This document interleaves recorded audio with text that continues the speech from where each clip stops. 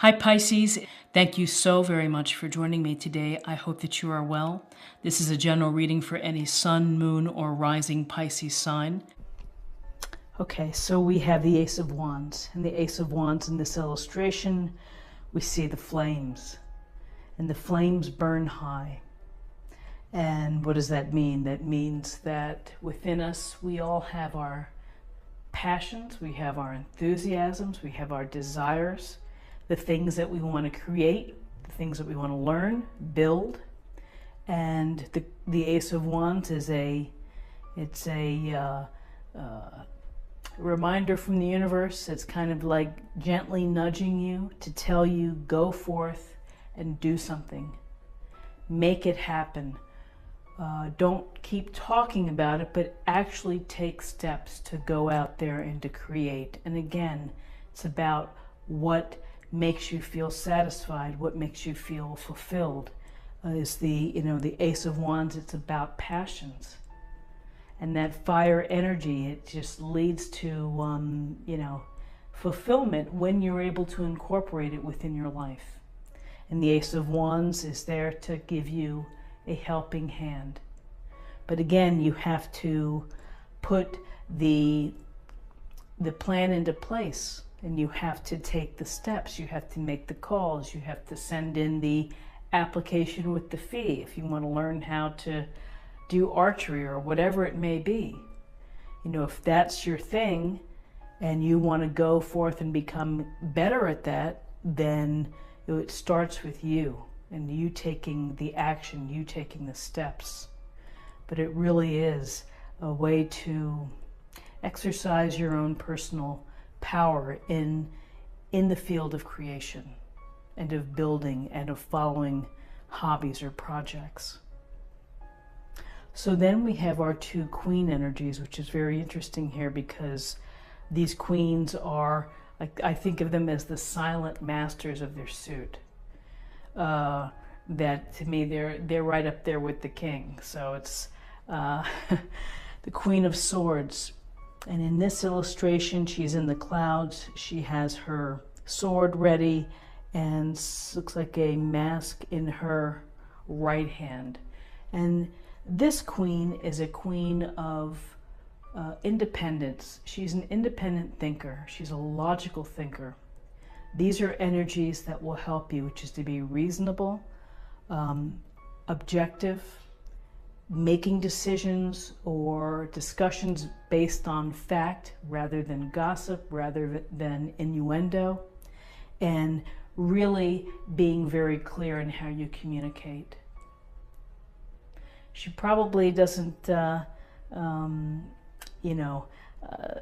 have much time for people who are scattered or all over the place. It's just like, let's just get to the point here.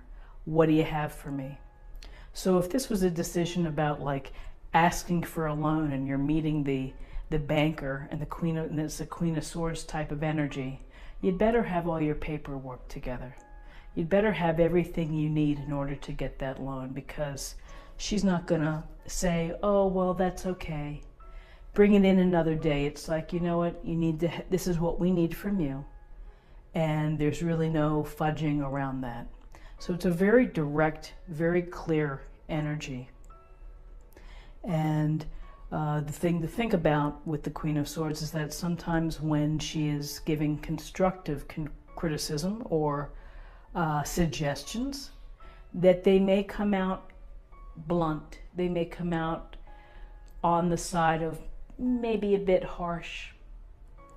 And so people can take an affront, and maybe it's not meant that way. It's just the way of independent analytical thinking who is relying on facts and data and both sides of an issue before helping out or making a decision. So she's independent and is probably pretty happy to be in this position of leading and to help you decide on matters as well. So then we have this counterbalanced by the Queen of Pentacles, who is an earth sign, very fixed and stable in her energy and practical and common sense and resourceful. She loves beauty, she loves abundance, and here she's managed to create quite a little comfortable, cozy place in the sand.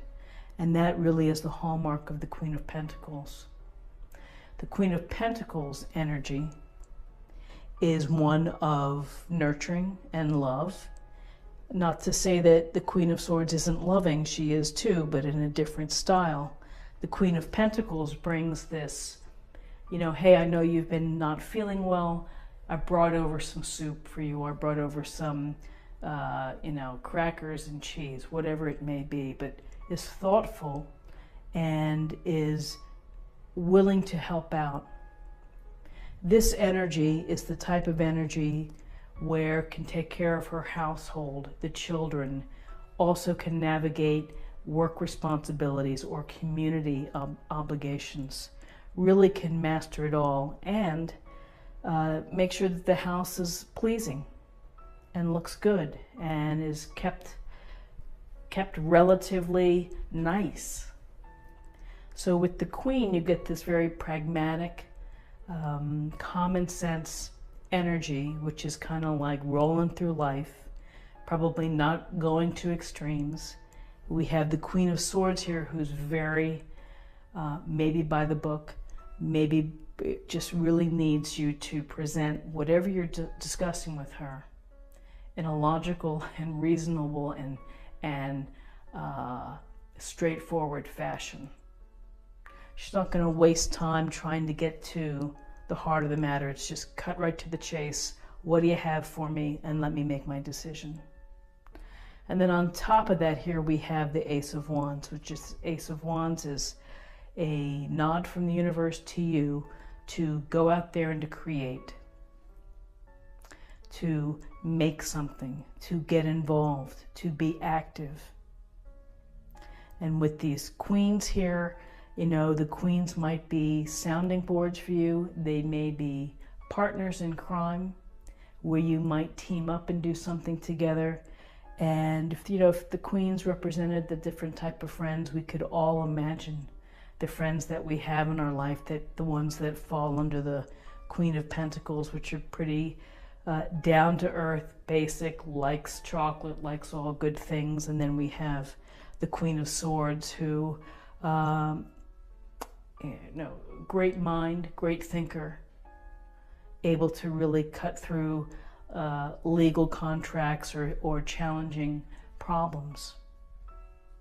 So an interesting spread, I think, led with the queens, and the queens are the boss for Wednesday. So let's take a look at the numbers. We have 3, and 3 is about group activities. Again, it's about creativity. It's about how you express yourself, how you communicate. And to close this reading, I'm going to choose an oracle card and we'll get a sense of a little more information.